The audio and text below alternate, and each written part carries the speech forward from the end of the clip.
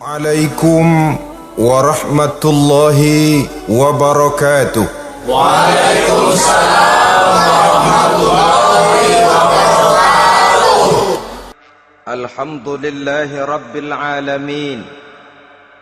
Wassalatu wassalamu ala ashrafil anbiya'i wal mursalin Sayyidina wa maulana Muhammadin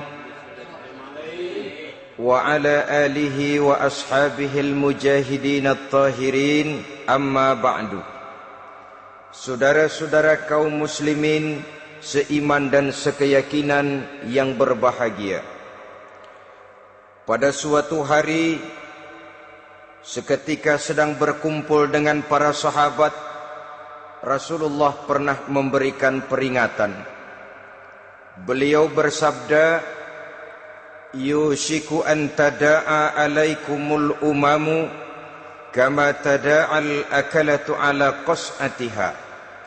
Pada suatu saat nanti akan datang di tengah-tengah kamu, wahai umat Islam, di mana orang-orang lain di sekeliling kamu akan bersatu mengerubungi kamu seperti bersatunya orang-orang mengerubungi makanan di atas meja hidangan.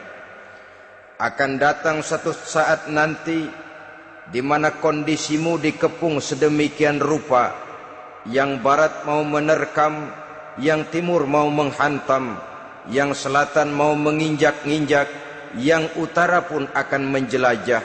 Kondisimu seperti makanan di atas meja hidangan. Sebagian sahabat merasa heran dan terkejut, lalu mereka bertanya, amin qillati nahnu yawma izin ya Rasulullah? Apakah jumlah kami pada waktu itu sedikit ya Rasul? Kami sampai dikepung sedemikian rupa? Beliau menjawab, bal antum yawma izin kathir. Sama sekali tidak. Kamu tidak sedikit pada saat itu. Bahkan jumlahmu sangat banyak. Kamu adalah mayoritas. Walakinnakum ghusa'un ka ghusa'is sail. Tetapi keadaanmu saat itu persis seperti buih di lautan. Banyak tetapi centang perenang. Banyak tetapi tidak punya daya dan kekuatan. Banyak tapi dipermainkan gelombang lautan, dihempaskan ke tepian pantai tanpa punya makna dan arti. Kondisimu pada saat itu kuantitas yang tanpa kualitas, sehingga orang lain enak saja mengepung kamu. Akidahmu didangkalkan, dibanjiri dengan peradaban dan kebudayaan yang menjauhkan dari agama. Dari segi maksiat dan munkarat seluruhnya mengepung sampai kita melepaskan nilai-nilai Islam kita ini.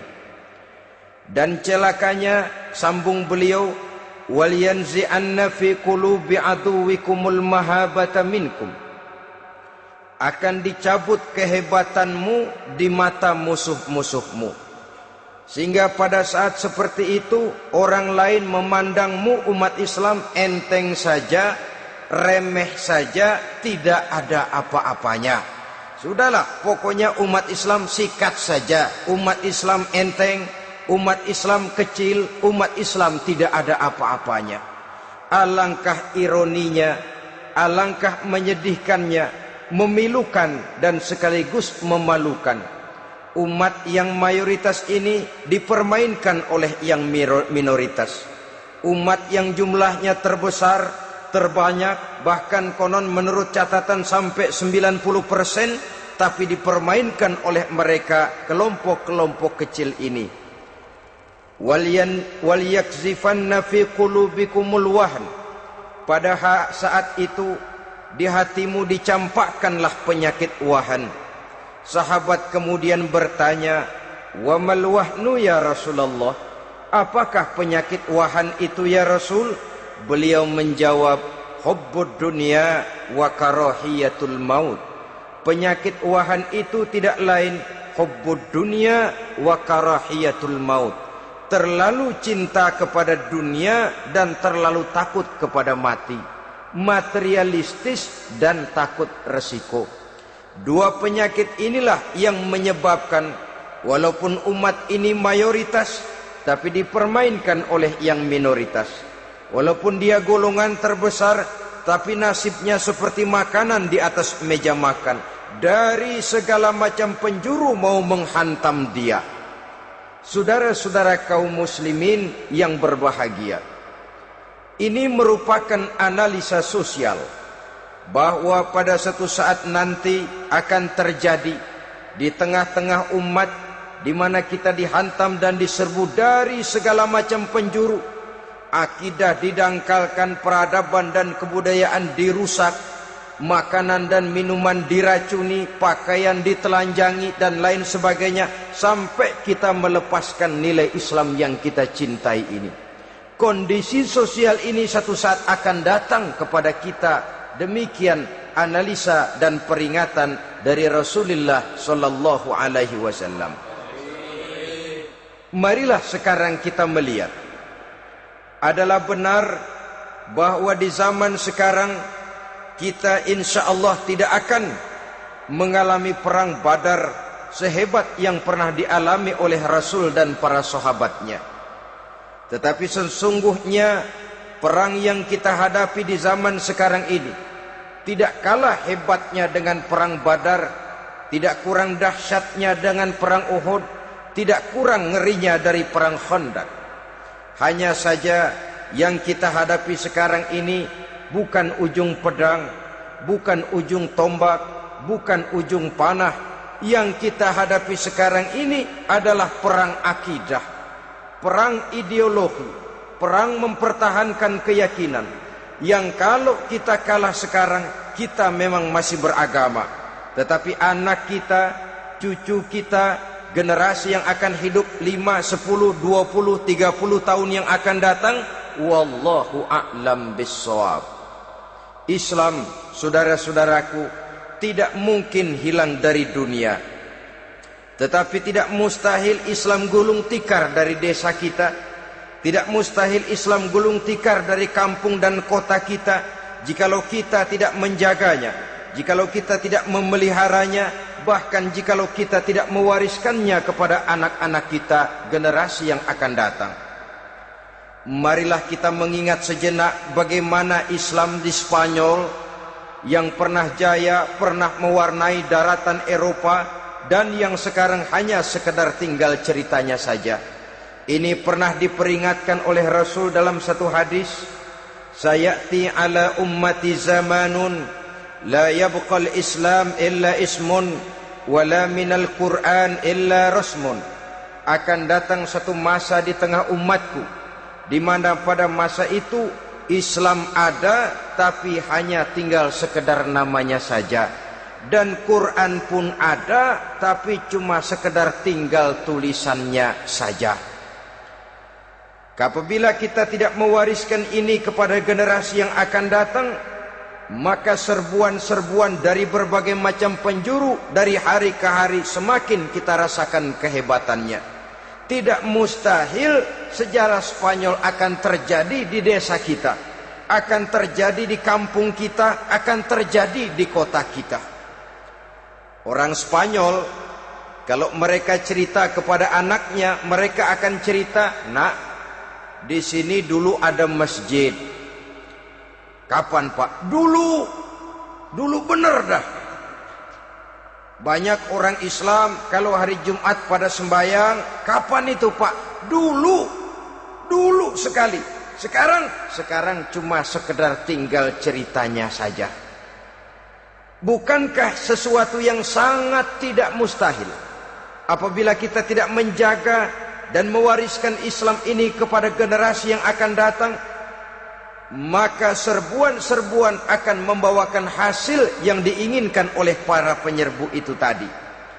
Kita sudah menjadi umat yang mayoritas, tetapi umat yang mayoritas ini menurut Rasul dikepung sedemikian rupa, akidahnya didangkalkan, peradaban dan kebudayaannya ditekan sedemikian rupa, kehidupan sosialnya dibuat individualis. Kemudian dari segi pergaulan, pakaian, makanan, minuman dan sebagainya diracuni, sampai dia tidak lagi berpegang teguh kepada agamanya. Dan dikala itu hilang kehebatan umat ini di mata musuh-musuhnya. Orang lain memandang kita ringan saja, enteng saja, satu umat yang sudah kehilangan wibawa. Padahal konon kabarnya kita mayoritas, tapi enak saja dikutak-kutik orang lain. Dan dikala itu di hati kita merajalela penyakit wahan. Penyakit wahan itu apa? Pertama, hubbud dunia, terlalu cinta kepada dunia. Terlalu cinta kepada dunia yang menyebabkan kita lupa akan tanggung jawab dan kewajiban, lupa meneruskan dan mewariskan Islam kepada generasi yang akan datang. Kita berlomba hanya untuk mengejar dunia dan seluruh isinya. Baik dia bernama material, baik dia bernama seksual, baik dia bernama pangkat, jabatan dan kedudukan. Berlomba-lomba kita di dalamnya sampai tercampaklah penyakit hubbud dunia di dalam hati ini. Berurat dan berakar dunia itu, sulit dan berat kita berpisah daripadanya. Akibatnya kemauan untuk berbuat demi dan atas nama agama sangat sulit terwujud di dalam kehidupan ini. Yang kedua, karahiyatul maut, terlalu takut kepada mati. Baik mati ajal, mati dalam artian yang sebenarnya, baik mati usahanya, baik mati karirnya, baik mati pangkat dan jabatannya. Sehingga dengan demikian akibatnya jatuhlah kita menjadi umat yang kehilangan wibawa di mata orang lain. Saudara-saudara kaum muslimin rahimakumullah, saya katakan tadi, perang yang kita hadapi di zaman sekarang adalah perang akidah. Perang menghadapi peradaban dan kebudayaan yang menghancurkan moral daripada anak-anak kita. Perang menghadapi banjirnya maksiat dan munkarat. Yang di tengah-tengah itu, di samping berkewajiban menjaga diri dan keluarga, kita pun juga berkewajiban menjaga anak-anak kita, generasi yang akan datang, mengarahkan dan mendidik mereka sesuai dengan yang dikehendaki oleh Allah Subhanahu wa ta'ala. Oleh sebab itu, pada pertemuan kali ini yang akan saya bicarakan ialah bagaimana idealnya seorang muslim lebih dahulu memberikan pendidikan kepada anak-anaknya. Di tengah satu situasi dan kondisi di mana serbuan datang silih berganti melanda dan menghantam umat Islam, kemana anak-anak kita ini harus kita arahkan? Karena kita orang tua mempunyai tanggung jawab. Anak adalah amanah, menyia-nyiakan amanah adalah dosa, dan dosa itu merupakan satu dosa yang besar. Bahkan orang tua bisa saja masuk neraka kalau tidak bertanggung jawab tentang anak-anaknya. Satu riwayat menjelaskan ada orang soleh, ngajinya cukup, solatnya cukup, puasanya cukup, zakatnya cukup, di mana ada majelis taklim hadir, baca Quran hobi, fitnah orang tidak pernah. Di akhirat setelah disidang dia ternyata lebih banyak kebaikannya daripada kejahatannya, maka dia pun diperintahkan dan dipersilahkan masuk ke dalam surga. Giliran anaknya disidang, biang okem nih anak. Ditanya, siapa Tuhanmu? Tidak tahu. Siapa nabimu? Tenyaho. Apa kitabmu? Ora gelem. Kamu pernah sholat? Tidak. Zakat? Tidak. Puasa? Tidak. Judi? Hobi. Zina? Tiap malam. Mabuk? Berat. Wah, brengsek kamu. Kebaikan tidak ada barang sedikit pun, sementara kesalahan dan dosa berlipat ganda. Kamu neraka. Anak ini protes. Benar, saya tidak kenal siapa Tuhan saya. Saya tidak tahu siapa Nabi saya. Saya tidak tahu kitab suci dan kiblat saya. Saya tidak sholat, tidak zakat, tidak puasa. Tiap malam saya judi, saya zina, saya mabuk. Tapi saya kerjakan semua itu karena saya tidak tahu dan orang tua saya tidak pernah memberitahu saya. Dia enak-enakan hadir di majelis taklim, saya nyekek botol, didiemin saja. Dia enak-enakan baca Quran, saya zina, didiamkan saja. Saya bukan tidak mau, orang tua saya sama sekali tidak pernah mendidik saya. Dia mau benar sendiri. Maka kalau sekarang saya harus masuk ke dalam neraka, saya menuntut agar orang tua saya ikut sama-sama bergabung dengan saya ke dalam neraka. Gara-gara dia tuh saya jadi begini. Orang tuamu yang mana? Tuh, yang barusan mau ke surga. Ini orang tua yang sudah mau berangkat ke surga dipanggil. Sebentar dulu mas. Ini benar anak kamu? Iya pak. Waktu di dunia kamu tidak pernah ajarin dia ngaji? Sampai dia tidak kenal Tuhannya, tidak kenal nabinya, tidak kenal kiblat dan kitab sucinya? Iya pak. Dia tidak sholat, kamu diamkan saja. Dia tidak puasa, tidak zakat, kamu bersikap masa bodoh. Bahkan dia judi, dia zina, dia mabuk, kamu pun berdiam diri saja. Iya pak. Tahukah kamu bahwa anak ini adalah amanah? Menyia-nyiakan amanah artinya khianat, dan khianat adalah dosa yang sangat besar. Kamu tidak bertanggung jawab, maka kamu, anakmu gabung ke dalam neraka. Saudara-saudara kaum muslimin rahimakumullah, itu sebabnya Allah pesan benar-benar, ya ayyuhalladzina amanu qu anfusakum wa ahlikum nara. Hai orang-orang yang beriman, jaga dirimu dan keluargamu, istri, anak, orang-orang yang menjadi tanggung jawab dan kewajiban kita, jaga dan pelihara mereka dari api neraka. Saudara-saudara kaum muslimin, lalu kalau kita orang-orang tua yang hidup di zaman sekarang ini sudah sering beristighfar, mengurut dada, melihat situasi, membaca peta keadaan, konon tantangan yang akan dihadapi oleh anak-anak kita 15, 20, 25 tahun yang akan datang jauh lebih berat dari apa yang kita hadapi sekarang ini. Maka adalah wajar jika kita sebagai orang tua yang cinta kepada agama, cinta kepada anak-anak kita, berpikir untuk mewariskan nilai-nilai yang luhur ini kepada anak-anak kita generasi yang akan datang. Bagaimana pada mulanya kita harus mendidik mereka? Mari kita telusuri apa yang dicontohkan oleh Al-Quranul Karim. Orang-orang tua bijaksana yang diceritakan dalam Al-Quran, kalau sudah berpikir tentang anak-anaknya generasi yang akan datang, pendidikan pertama yang diberikan kepada anaknya ternyata adalah persoalan akidah. Nabi Ibrahim, pertanyaan yang paling merisaukan beliau buat anak cucunya ialah, ma ta'buduna min ba'di.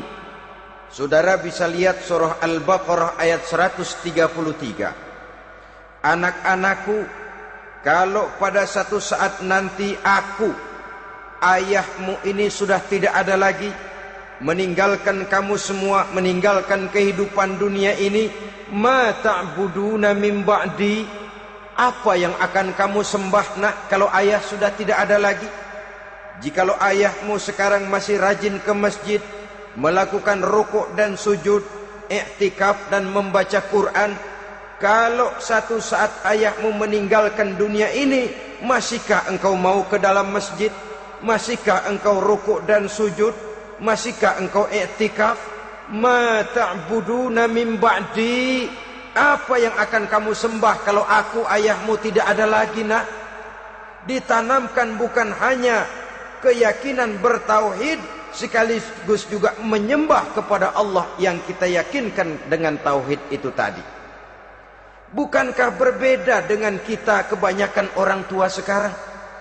Kita tidak pernah berpikir ma ta'buduna min ba'di, kalau bapak tidak ada kamu nyembah apa nak?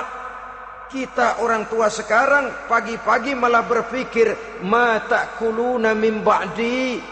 Kalau bapak enggak ada, kamu nanti makan apa, nak? Bukan nyembah apa yang kita pertanyakan, bukan nyembah apa yang kita khawatirkan, makan apa, nak? Maka yang dicari lalu sekolah-sekolah yang bonafit, yang tidak peduli apakah itu merusak imannya, mematikan akidahnya, menghancurkan keyakinannya. Yang penting ada jaminan hari depan bisa dapat lapangan kerja. Akibatnya berduyun-duyun orang-orang tua muslim menyekolahkan anaknya di sekolah-sekolah yang bukan Islam, yang nyata-nyata membahayakan akidahnya. Dididik dengan kultur dan budaya yang bertentangan dengan nilai-nilai agamanya. Bukankah ini berarti merelakan anak untuk dikafirkan? Bukankah ini artinya menyerahkan anak untuk ditulis menurut selera para pendidik yang tidak sesuai dengan nilai akidah yang dimilikinya? Mengapa kita tidak berpikir seperti Nabi Ibrahim yang sebelum memberikan pendidikan kecerdasan, sebelum pendidikan matematika, IPS, PSPB dan disiplin ilmu lainnya, yang pertama ditanamkan, ma ta'buduna min ba'di. Kalau ayahmu tidak ada, kamu menyembah apa, nak? Menyembah Allah, apa nanti malah menyembah harta? Menyembah Allah, apa nanti malah mendewa-dewakan pangkat dan jabatan? Menyembah Allah, apa malah nanti menyembah alam? Itu yang dikhawatirkan Nabi Ibrahim kepada generasi yang akan datang. Dan itu saudara-saudara yang seharusnya mengkhawatirkan kita kepada anak-anak kita, generasi yang akan datang. Lihatlah serbuan akidah di zaman sekarang ini. Dimanfaatkan kemiskinan kita umat Islam. Diberikan kita tawaran berupa beras, pakaian, obat-obatan, kalau perlu beasiswa, asal bisa melepaskan keislaman kita ini. Bertahap, sedikit demi sedikit, step by step, shibran bi shibrin wa zira'an bi zira'in. Dan harus saya ingatkan, orang di zaman sekarang tidak mungkin menghantam Islam secara frontal. Tidak mungkin menghantam Islam terang-terangan, apalagi mengerahkan satuan militer. Tidak. Orang berhitung bagaimanapun kondisi dan kualitasnya umat Islam, mereka masih punya satu modal penting, fanatisme agama. Kalau ini disulut, api jihad segera berkobar, dan hanya maut yang bisa menghentikan orang yang dibakar dengan semangat jihad. Orang tahu itu. Betapa Uni Soviet kedodoran menghadapi mujahidin Afghanistan yang disulut oleh semangat jihad yang berkobar dengan persenjataan yang primitif ketimbang persenjataan Uni Soviet. Entah mereka pantang surut mundur ke belakang. Jadi jangan mimpi bahwa orang mau menghantam Islam ini dengan melarang pengajian, meruntuhkan masjid, menyegel pondok pesantren. Tidak. Melarang orang sholat, tidak. Kalau perlu masjid diperbanyak, musola diperbesar. Tapi bikin itu masjid seperti museum, besar, megah, mercusuar, tapi bikin seperti museum. Tempat orang kagum, tempat orang memuji, tapi sunyi dari nilai-nilai ibadah.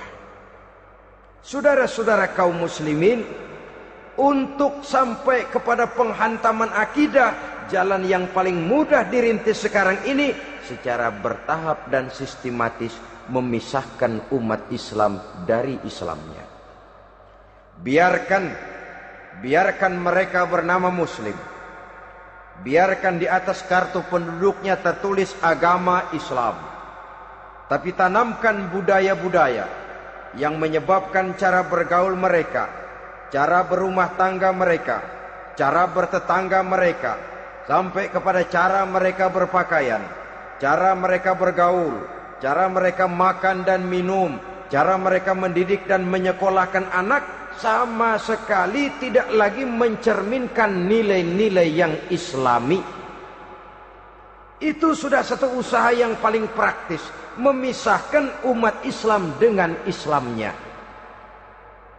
Kalau sadarlah kita ke arah ini usaha orang di zaman sekarang, maka yang harus pertama kita tanamkan kepada anak-anak kita, didik mereka dengan jiwa tauhid yang mengkristal di dalam batinnya, meresap sampai ke tulang sumsumnya, yang tidak akan sampai pun nyawa berpisah dari badannya, akidah itu tidak akan berpisah dari hatinya. Bahkan dia sanggup dengan tegar berkata, lebih baik saya melarat karena mempertahankan iman daripada hidup mewah dengan menjual akidah. Satu khittah, satu garis kehidupan yang perlu kita wariskan kepada anak-anak kita, generasi yang akan datang. Dahulu ada satu tradisi, saudara-saudara. Kalau anak gadis kita dilamar orang, orang lalu bertanya, anakmu mau ngelamar gadis saya, apa sudah khatam Quran berapa kali? Apa sudah bisa baca kitab macam-macam dan lain sebagainya? Sehingga lahirlah satu kebanggaan.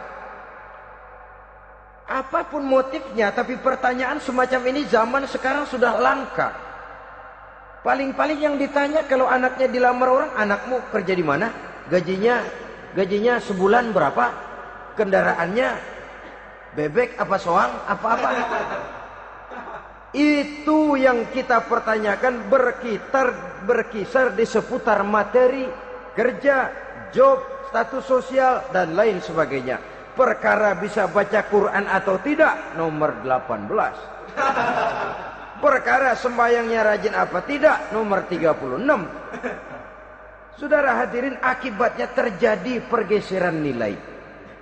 Maka mendidik anak menurut tuntunan Quran adalah seperti yang diberikan contoh oleh Luqmanul Hakim, yang diceritakan dalam surah Luqman mulai ayat 11 dan selanjutnya. Apa pendidikan pertama yang harus kita berikan kepada anak? Pertama, ya bunayya la tusyrik billah. Wahai anakku, jangan sekali-kali engkau menyekutukan Allah. Nak, jaga tauhid, pelihara iman, mantapkan akidah. Ini dasar yang pertama. Belum lagi anak mengenal berbagai macam disiplin ilmu, yang pertama ditanamkan tauhid. Ini yang mendasari kehidupan. Ini yang akan mewarnai dan menjadi warna dari kepribadian seseorang. Sentuhan jiwa tauhid di dalam diri si anak. Belum lagi sempat dia kenal yang lain. Yang pertama yang kita tanamkan, kita wariskan, kita berikan, la tusyrik billah. Jangan sekali-kali menyekutukan Allah. Nah, kalau ini sudah tertanam, ini sudah merupakan satu fondasi yang kuat. Selebihnya nanti tinggal melihat bakat si anak, kemana dia harus dididik. Yang terpenting nilai iman lebih dahulu tanamkan. Dan untuk menghancurkan nilai keimanan, saudara-saudara, saya katakan, ingatkan kepada hadis di awal tadi, dikepung kita dari berbagai macam penjuru agar bila bisa melepaskan nilai-nilai iman dan keyakinan. Proses pendangkalan akidah, ditanamkan keraguan kepada agama, ditanamkan rasa malu beragama, sholat malu, baca Quran malu, berangkat ke masjid malu, pakai jilbab malu. Ditanamkan rasa malu beragama, sehingga bertahap sedikit demi sedikit kita mulai berpisah dengan kehidupan beragama. Ditanamkan hal yang sedemikian rupa dari berbagai macam penjuru. Dihantam akidah, akidah kuat, dihantam dari segi peradaban dan kebudayaan. Diperbanyaklah peradaban dan kebudayaan yang bukan mendekatkan kita dengan agama, malah mendekatkan kita dengan neraka. Menjauhkan kita dari agama, menjauhkan kita dari nilai-nilai luhur yang diwariskan oleh orang-orang tua kita terdahulu. Adalah kewajiban kita yang pertama, mendidik anak, menanamkan roh, jiwa, dan semangat tauhid di dalam diri mereka. Saudara-saudara kaum muslimin rahimakumullah. Kenapa kita lebih dahulukan menanamkan jiwa, roh dan semangat tauhid ini kepada anak-anak kita? Pertama, kita tidak hanya ingin sekedar mempunyai anak yang pintar, tetapi lebih daripada itu kita pun ingin mempunyai anak yang benar. Segala macam disiplin ilmu, segala macam bentuk penalaran ilmiah dan pengisian intelektualitas manusia mungkin di satu sisi akan membuat dia pintar, tapi di sisi lain belum tentu akan membuat dia benar. Nabi pernah memberikan peringatan, man izdada ilman walam yazdad huda lam yazdad minallahi illa bu'da. Orang yang hanya bertambah ilmu pengetahuannya tapi tidak bertambah hidayah dari Allah, tidak makin mantap keimanannya, maka seluruh nilai-nilai ilmunya hanya akan menjauhkan dia dari Allah Subhanahu wa taala. Dan adalah lebih merupakan azab daripada nikmat kalau kita diberikan ilmu pengetahuan yang hanya akan menyebabkan kita semakin jauh dari Allah Subhanahu wa taala. Yang kedua, sesungguhnya roh, jiwa dan semangat tauhid yang melekat dalam diri anak pada puncaknya akan melahirkan satu disiplin murni yang tumbuh dari dalam dirinya sendiri, di mana si anak dalam kehidupannya merasakan dimanapun dia berada, kemanapun dia pergi, ia selalu merasakan kehadiran Allah dekat dalam hidupnya. Ia sadar sesadar-sadarnya bahwa tidak ada satu perbuatan yang bagaimanapun kecilnya yang bisa disembunyikan dari kekuasaan Allah Subhanahu wa taala. Yang ketiga, dengan penanaman roh, jiwa dan semangat iman ini, maka diharapkan anak-anak nanti pada pertumbuhannya sanggup mengendalikan hawa nafsunya. Dengan kata lain, bahwa penanaman jiwa tauhid, penanaman roh dan semangat keimanan ini merupakan kondisi dasar yang harus dilakukan sebelum yang lain-lainnya. Kemudian pendidikan kedua yang diberikan oleh Al-Quran melalui contoh dan model dengan Luqmanul Hakim ini, setelah menanamkan tauhid, ditanamkanlah kepada si anak ini rasa hormat kepada orang tuanya. Wa wassaynal insana biwalidayhi, dan kami wasiatkan kepada manusia untuk berbakti kepada ibu bapaknya. Hamalathu ummuhu wahnan ala wahnin, karena ibunya telah mengandungnya dengan kepayahan di atas kepayahan. Maksudnya dengan kepayahan dan kelelahan yang berlipat ganda. Sehingga ketika Rasul ditanyakan orang, "Ya Rasul, siapa yang paling harus saya taati di dunia ini?" Beliau menjawab, "Ibumu." Kemudian, "Siapa lagi ya Rasul?" "Ibumu." Setelah itu, "Siapa lagi ya Rasul?" "Ibumu." Dan kemudian, "Siapa ya Rasul?" "Bapakmu." Ibu, ibu, ibu, bapak. Bahkan al-jannatu tahta aqdamil ummahat, surga berada di bawah telapak kaki ibu. Bagaimana menanamkan rasa hormat kepada orang tua di hati anak? Tentu yang pertama, bagaimana orang tua bisa memberikan keteladanan. Marilah kita sebagai orang-orang tua ini menyadari bahwa sebelum anak kenal sekolah dasar, sebelum anak kenal TK, ibtidaiyah, sanawiyah sampai kepada perguruan tingginya, yang pertama dia kenal adalah lingkungan rumah tangganya, gurunya adalah ibu bapaknya. Di sini berlakulah apa yang dinamakan keteladanan. Keteladanan jauh lebih berhasil daripada sekedar teori-teori yang muluk. Keteladanan jauh lebih berhasil daripada berbagai macam indoktrinasi dan penataran. Kurangnya keteladanan akan menyebabkan anak mencari pola.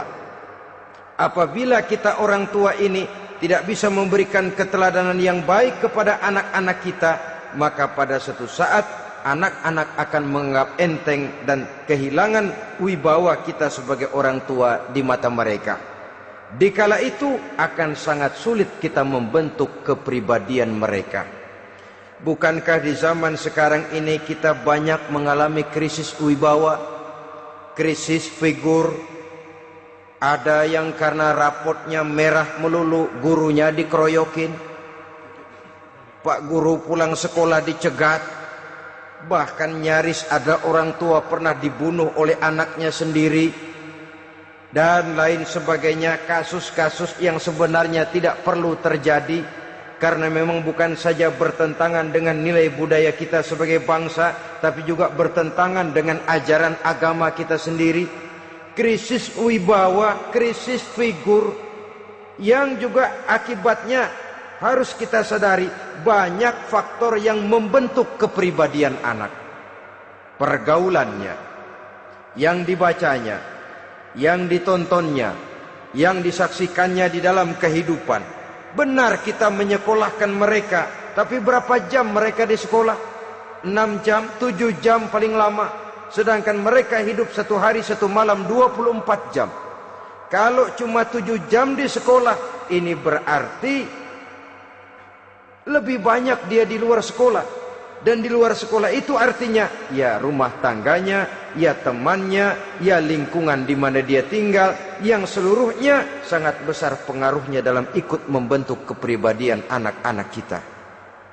Saya katakan tadi, di samping kita menghadapi perang akidah, kita pun berhadapan di dalam perang menghadapi peradaban dan kebudayaan yang bukan saja menjauhkan kita dari agama, tetapi sanggup menghancurkan moral daripada anak-anak kita. Secara pribadi, saudara-saudara, saya iri, saya kagum misalnya dengan kemajuan yang diperoleh oleh negara tetangga kita, Jepang misalnya. Padahal tahun 45 ia pun hancur lebur oleh meledaknya atom di Hiroshima dan Nagasaki. Tapi bagai satu tenaga raksasa kemudian Jepang bangkit menjadi satu negara superpower di Asia. Bahkan gurunya saja Amerika sekarang ini kewalahan menghadapi perang dagang dengan Jepang ini. Dan yang menarik, Jepang bisa maju dan modern dengan tetap menjadi Jepang, tanpa harus kehilangan identitasnya sebagai satu bangsa, tanpa harus kehilangan kepribadiannya sebagai satu bangsa. Sebagai negara yang sedang berkembang, kita sering latah. Kita ingin meniru Barat, tapi bukan teknologinya, westernisasinya yang kita tiru. Bukan isinya, kulitnya yang kita ambil. Akibatnya apa? Modernnya belum, orangnya sudah Barat. Bergaulnya sudah cara Barat, berumah tangganya sudah cara Barat, berpakaiannya sudah cara Barat, mendidik anaknya sudah cara Barat. Di mana ketemu orang tua cukup hello daddy. Kulitnya kita ambil, sementara isinya kita campakkan. Ironi dan menyedihkan. Padahal kita sesungguhnya bisa maju dan modern, bisa mengejar segala ketinggalan dan keterbelakangan kita, dengan tetap menjaga nilai-nilai luhur budaya kita sebagai satu bangsa, mengambil isinya, dan kalau memang tidak perlu, lalu mencampakkan kulitnya. Pengaruh peradaban dan kebudayaan yang menghancurkan moral daripada anak-anak kita oleh pesatnya arus teknologi, oleh pesatnya arus komunikasi, di mana hal-hal yang terjadi di belahan dunia lain dapat kita saksikan hari ini juga melalui layar televisi. Yang terjadi di Amerika, di Eropa, di Afrika, di ujung dunia yang paling ujung sekalipun, di ujung dunia yang paling ujung, hari ini kejadian, hari ini sudah bisa kita saksikan. Pesatnya arus komunikasi, kalau jatuh ke tangan anak-anak kita yang belum mempunyai filter, daya saring positif, akan dicerna oleh mereka tanpa memilah dan memilih. Akibatnya orang kampung bilang kelolodan. Makan nggak dikunyah lagi, tentu saja akhirnya kelolodan. Dan kalau sudah kelolodan, menyusahkan kita seluruhnya. Oleh karena itu budaya menghormati orang tua perlu dijaga, perlu dipelihara dan diwariskan kepada anak-anak kita. tali silaturahmi sehingga ada respeknya kepada orang tuanya. Jangan bapaknya dianggap CS, ibunya dianggap CS, kakeknya dianggap CS. Hilang rasa respek, hilang rasa menghormati. Sementara orang tua sendiri tidak bisa memberikan keteladanan, kurang mendapat perhatian dan lain sebagainya. Apalagi kalau baik ibu maupun bapak adalah orang-orang karier yang setiap hari sibuk menghadapi tugas masing-masing. Bapak sibuk rapat, pindah kantor sana kantor sini, ibu sibuk arisan, besarlah anak-anak di tangan pembantu dan lain sebagainya, sehingga dia merasa kurang mendapat perhatian, dan ini akan ikut membentuk warna dari kepribadian yang dimilikinya. Sampai kepada pelosok-pelosok desa, jaringan televisi memang menguntungkan.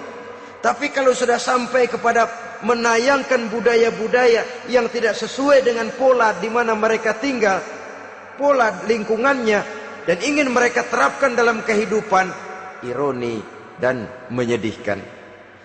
Maka sering dikatakan, jikalau ABRI masuk desa, rakyat beruntung. Jikalau listrik masuk desa, rumah jadi terang. Jikalau koran masuk desa, rakyat jadi cerdas. Jikalau hakim masuk desa, rakyat lalu sadar hukum. Tapi jikalau maksiat dan munkarat masuk desa, minuman keras masuk desa, judi masuk desa, pelacuran masuk desa, rakyat tentu kiamat. Dan kita harus punya budaya untuk memilah dan memilih, mempunyai filter untuk jadi daya saring positif. Oleh karena itu, saudara-saudara, tahap kedua setelah menanamkan jiwa tauhid kepada anak, tanamkan rasa hormat kepada orang tuanya. Orang tua itu ibu bapaknya, orang tua itu guru-gurunya yang mengajarkan dia, atau yang dianggap tua yang lebih senior dari dia. Karena tidak ada satu peradaban yang berdiri sendiri. Bagaimanapun maju dan modernnya kita sekarang, tentu merupakan mata rantai yang berkaitan dari generasi terdahulu. Ini yang kedua. Setelah tauhid, berbakti kepada ibu dan bapak. Tidak ada satu kebahagiaan yang bisa ditegakkan di dunia ini tanpa doa, tanpa restu daripada ibu dan bapak. Ini keramat hidup. Doanya dikabul Allah dan kutubnya juga dikabul oleh Allah Subhanahu wa ta'ala. Jadi mendidik anak setelah menanamkan jiwa tauhid, menanamkan rasa hormat dan taat berbakti kepada ibu bapaknya. Itu yang kedua. Kemudian yang ketiga, melalui model Luqman, Quran mendorong kita untuk mendidik anak, menanamkan etika otonom. Apa itu? Ya bunayya innaha in takum mithqala habbatin min khardalin fatakun fi sakhratin aw fis samawati aw fil ardi ya'ti biha Allah.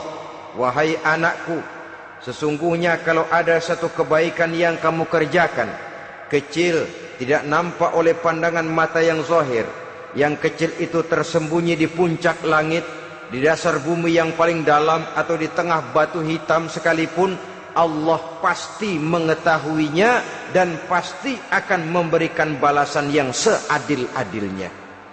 Pendidikan apa ini? Pendidikan moral, menanamkan etika otonom. Nah, kau berbuat baik jangan karena dilihat orang. Kau tidak mau melakukan kejahatan jangan cuma karena ada polisi. Kalau ada polisi kau tidak mau jahat, kucing juga begitu.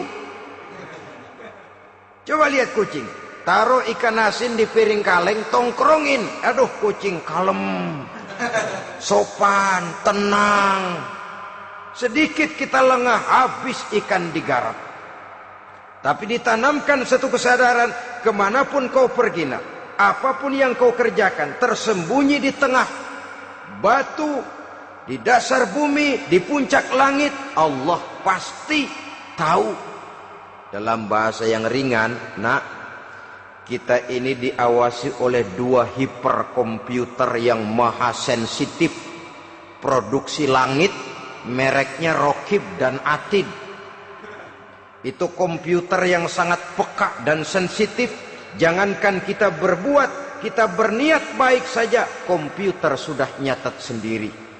Inilah yang orang sekarang namakan waskat, pengawasan malaikat.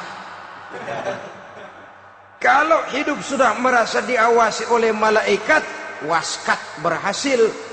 Tapi kalau waskat sudah diawasi malah nekat, itu yang gagal. Atau yang diawasi dan yang mengawasi sama-sama sepakat, itu juga bisa cincai.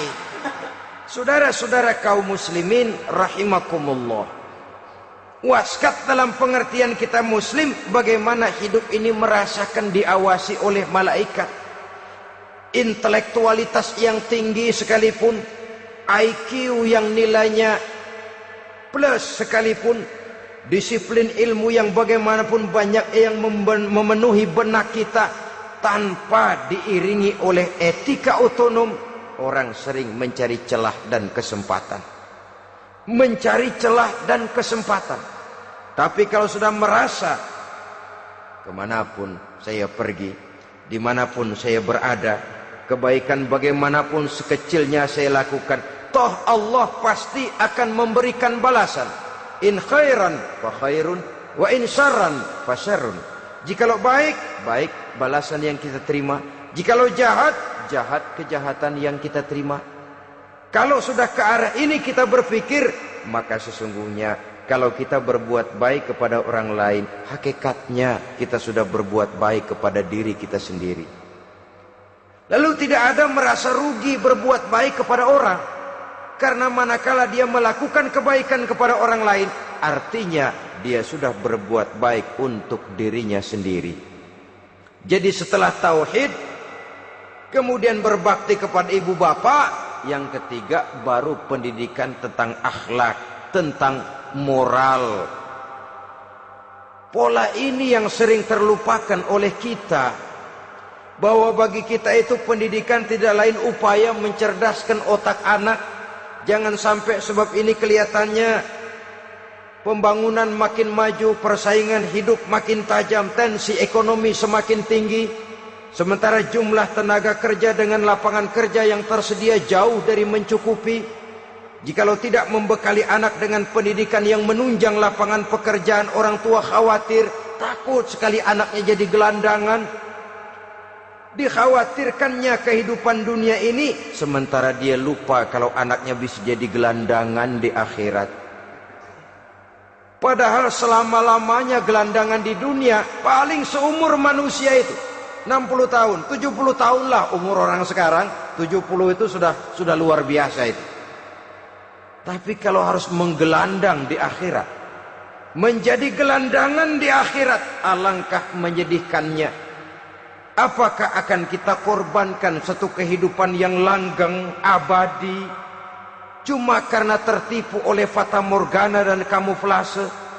Kita korbankan yang sedikit, kita korbankan yang besar karena kita memilih yang sedikit. Dalam bahasa Al-Quran memang pernah diceritakan hidup ini hakikatnya perlombaan, saudara-saudara. Perlombaan. Dan di dalam perlombaan itu ada yang menang, ada yang kalah. Al-Quran lalu memberikan peringatan, Alhaakumut takatsur, kamu telah lalai karena berlomba-lomba memperbanyak harta, mempertinggi pangkat dan kedudukan, hatta zurtumul maqabir, sampai kamu akan masuk ke liang kubur baru sadar. Apalagi kalau nafas sudah sampai di tenggorokan. Persis Fir'aun sudah tenggelam di lautan merah, mau mampus, baru dalam sekaratnya amantu bi Rabbi Musa wa Harun. Kalau begini caranya, saya juga percaya kepada Tuhan Musa dan Harun, percaya kepada Allah. Sudah mau mati, baru amantu bi Rabbi Musa, kami percaya kepada Tuhan Nabi Musa, kata Fir'aun. Malaikat maut kesal benar, dilelepin terus di laut, mampus tuh sekalian. Hidup ini memang kita berlomba. berlomba dengan waktu, berlomba dengan umur, berlomba dengan tenaga, berlomba dengan tetangga. Yang jangankan kita sampai mundur, berhenti saja sejenak, kita akan ditinggalkan oleh yang lain. Tiada kata mundur, bahkan tiada kata berhenti. Sekali kita melangkah, melangkahlah terus. Tapi berlombalah seperti yang dikehendaki Quran. Fastabiqul khairat. Berlomba-lombalah di dalam kebajikan. Jangan berlomba-lomba di dalam kemaksiatan, kemunkaran, kejahatan. Berlombalah dalam urusan kebaikan. Saudara-saudara kaum muslimin rahimakumullah.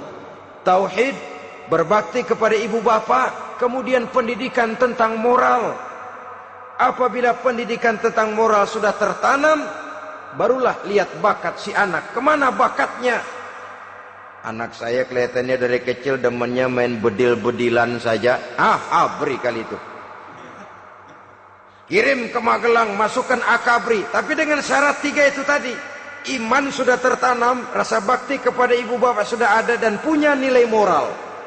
Sehingga boleh jadi nanti dia menjadi jenderal yang beriman, yang berbakti kepada ibu bapaknya, dan punya moral yang tinggi.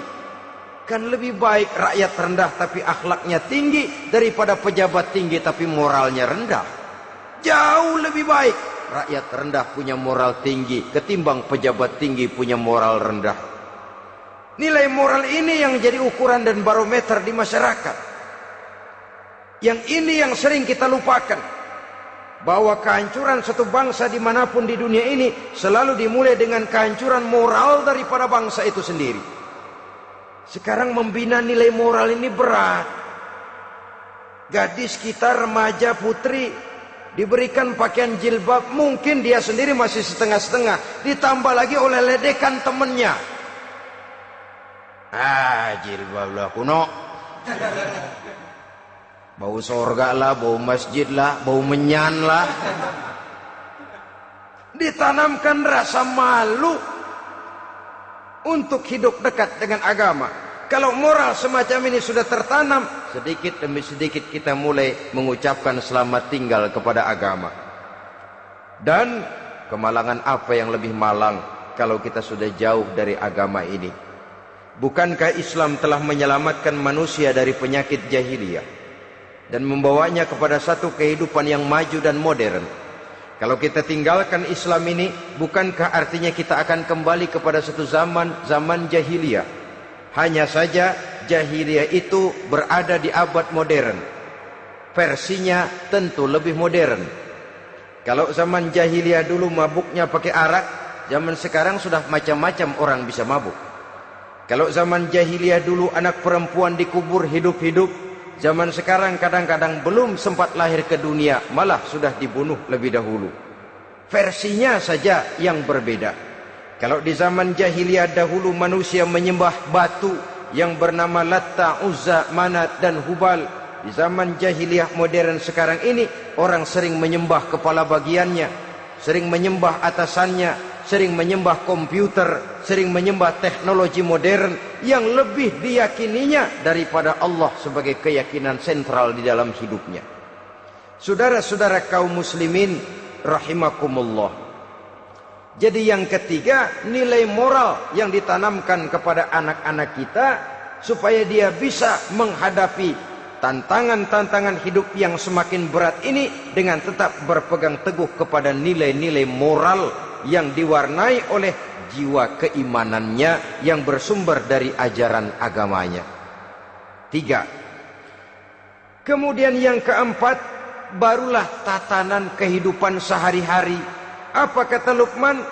Ya bunayya aqimis shalah. Setelah bertauhid, berbakti kepada ibu bapa, punya nilai moral. Ya bunayya aqimis shalah, nak dirikan solat. Rumah tangga muslim, anak berumur 7 tahun sudah berani meninggalkan solat. Kata Nabi, pukul. Bukan untuk menyakiti, untuk mendidik. Karena sayang kepada anak. Saudara-saudara, kita khawatir betul kepada anak. Kalau dia pulang dari sekolah, buru-buru kita sebagai orang tua bertanya, sudah makan nak? Sudah istirahat nak. Tapi jarang kita sebagai orang tua melontarkan, sudah sholat nak. Bahkan kita bisa memberikan sugesti kepada anak. Nah, kalau kau naik kelas 1 sampai naik ke kelas 2, bapak beliin sepeda. Tamat SD nak, motor. Tamat SMP nak, ke Bali kita. Tamat SMA nak, Singapura. Saudara-saudara, tapi kalau untuk urusan sholat misalnya, kita tidak pernah memberikan sugesti kepada anak-anak kita. Nah, kalau kau hafal Fatihah lengkap dengan artinya, bapak beliin sepatu. Nah, kalau kau bisa sholat dengan baik, cukup syarat rukunnya, bapak beliin sepeda. Ada rangsangan, ada sugesti yang membuat anak lebih tergerak untuk hidup dalam suasana keagamaan. Ya bunayya aqimis sholah, nak dirikan sholat. Sebab ini sandaran vertikal yang paling langsung antara manusia dengan Tuhannya. Menyadari bahwa sepanjang yang bisa dilakukan oleh manusia hanyalah berusaha dan berusaha, dan kepastian sepenuhnya ada di tangan Allah. Dengan sholat kepribadianmu diperteguh, dengan sholat sandaran vertikalmu kepada Allah diperkuat. Dan pada waktunya nanti Al-Quran memberikan bimbingan, hendaklah minta tolong kepada Allah dengan sabar dan tetap mendirikan sholat. Ya bunayya aqimis sholat. Setelah itu, wa'mur bil ma'rufi wanha 'anil munkar. Tegaklah membina yang ma'ruf, tegaklah mencegah yang munkar. Ini sikap hidup sudah. Sholat tadi tugas hidup. Lalu sikap hidup tampil di tengah masyarakat, membina yang ma'ruf, mencegah yang munkar sesuai dengan kesanggupan masing-masing. Bukankah setiap kita kepingin punya anak yang bermanfaat, setidaknya bagi keluarganya, syukur kalau bisa bagi lingkungannya, bagi masyarakat, bangsa dan negaranya. Dan satu di antara tanda orang yang bermanfaat, kalau dia bisa hidup menjadi penganjur yang ma'ruf dan pencegah yang munkar. Dan itu kalau tidak ada hidayah, sulit orang mau melaksanakan itu. Sebab apa? Ada kecenderungan belakangan ini di mana agama dianggap urusan pribadi. Sehingga orang lalu sering bilang, jangan bawa-bawa agama dah, itu kan bukan urusan agama. Ini sudah ciri berpikirnya sekuler. Jangan bawa-bawa agama. Agama urusan pribadi, artinya orang mau sholat mau enggak, jangan bilang apa-apa dah. Urusan dia sendirian. Dia mau puasa dia enggak, merdeka saja, urusan pribadi. Agama bukan persoalan pribadi. Apalagi jika sudah menyangkut amar ma'ruf dan nahi munkar. Siap menegakkan yang baik, mencegah yang munkar, untuk tegaknya satu masyarakat yang diwarnai oleh kebaikan dan terhindar dari segala macam kejahatan. Dan terus ayat-ayat selanjutnya mencerminkan sikap hidup. Namun yang intinya, cara mendidik anak yang baik, yang dicontohkan oleh Al-Quran dengan Luqmanul Hakim sebagai model. Pertama, tanamkan tauhid. Yang kedua, tanamkan rasa hormat dan berbakti kepada ibu bapaknya. Yang ketiga, tanamkan moral, nilai akhlak yang tinggi. Setelah itu yang keempat, biasakan hidup dalam suasana keagamaan. Kontrollah sholatnya, kontrollah baca Qur'annya, kontrollah puasanya di bulan Ramadan. Ajaklah anak-anak sholat berjamaah, sehingga dengan demikian dia terbiasa oleh satu suasana yang mendekatkan dia dengan nilai agamanya. Dari sana diharapkan nilai-nilai ilmu yang didapatnya dari bangku sekolah akan menciptakan keseimbangan dengan yang ditanamkan oleh orang tuanya dalam bentuk yang dijelaskan oleh surah Luqman itu tadi. Sehingga apabila keseimbangan ini terwujud, akan menjalin keseimbangan dalam pola berpikir, dan keseimbangan dalam pola berpikir akan melahirkan keseimbangan dalam perbuatannya. Terwujudlah kita harapkan insan yang fid dunya hasanah wa fil akhirati hasanah. Inilah harapan kita semua. Mudah-mudahan Allah memberikan kekuatan kepada kita untuk mewariskan nilai-nilai yang baik kepada generasi yang akan datang.